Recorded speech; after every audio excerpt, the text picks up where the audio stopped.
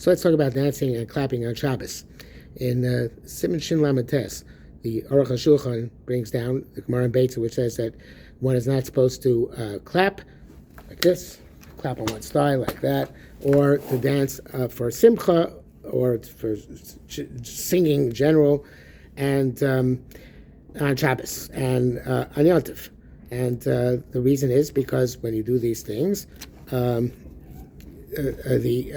usually it's done when you're using musical instruments, and therefore, just like they made a decree not to use musical instruments in Shabbos and Yontif because you might come to fix the musical instruments, so too they made a gzera on these things because they also are affiliated with musical instruments, and even to knock with a finger on the ground or on a board, or one finger opposite another one of the fingers, just like this, like people who are singing and accompanying themselves, or even to rattle a nut for a child in a way of making this tune, or to use a triangle or some sort which will silence the child.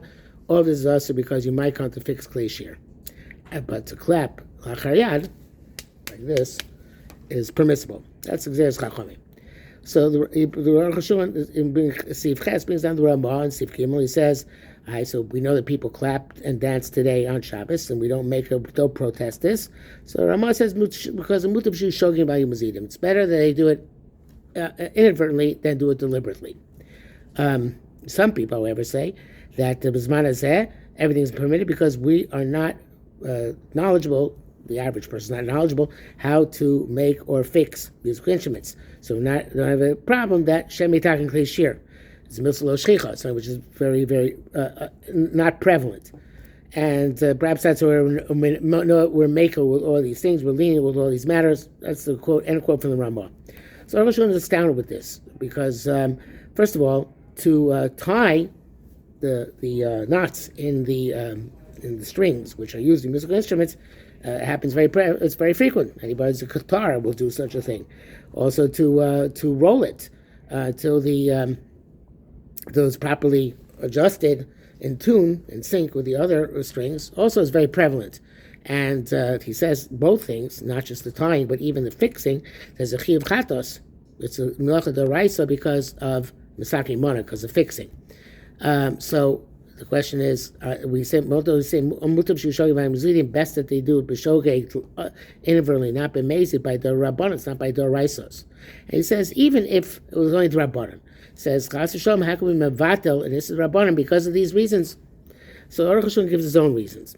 In Sif Tes he says that at him it's simple that our clapping and dancing was never answered, even in times of Chazal, because at times of Chazal the issur was that because they would clap and make those various different sounds and dance on the basis of the song that they are singing, but in other words, they were linked together with the playing of the instruments. There was no distinction, no time when they clapped and danced when there weren't instruments playing. But in our day and age, it's not true that we don't do it necessarily when we're playing instruments. We do it even at a time when we're singing verbally songs of simcha. We clap, and it's not done in order to enhance the music. It's just done in order to feel the mood or to enhance the mood, but it's not being done with any expertise or professionalism. And besides that, which they speak about clapping on the fly, we have no idea how that worked whatsoever.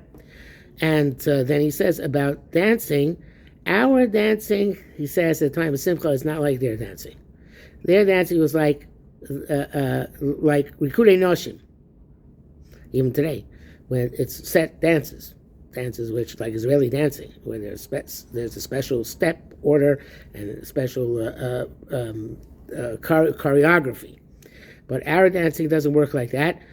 We just have the yeshivish shuffle, and therefore, since we do it without any significant professionalism or artistry, there's no issue of Shemay Sakin Kleshir. They might come to fix a musical instrument because there's really no connection. And therefore, the Chazal did not include this in the Gzeira. Therefore, at the time, that's why in Simchas Torah, people dance and clap for the Sefer Torah, because it's a different type of clapping and dancing than it was done at the times of Chazal. Some say the reason that you're allowed to do in Simchas Torah is because the Kavod Torah, you're allowed to dance. It's Magen Avraham. The Aruch HaShulchan does not like that. He says it's difficult in my eyes to say we can negate an Issur D'Rabbanan because of the Kavod Torah. But he says, no, but according to what I wrote, says the Aruch HaShulchan, that this type of dancing and clapping is not the one which Chachamim asered, so therefore it's not a problem. And he says, come upon me, Marino. He said so several times, they're great people. Clap with their hands in a normal fashion at a time of joy, even on Shabbos and Yom Tov. And he says, with this we understand how in the Beis HaMikdash, in order to keep the Kohen Gadol awake, the night of Yom Kippur, they used to be makabetz mitzveda, which either means they went like this or they went like this, but they did. It seems that this should be also right. And he says, well, you could answer that ain't shus hamikdash. No Yisur D'Rabbanan on the Beis HaMikdash, and therefore it's okay. And also,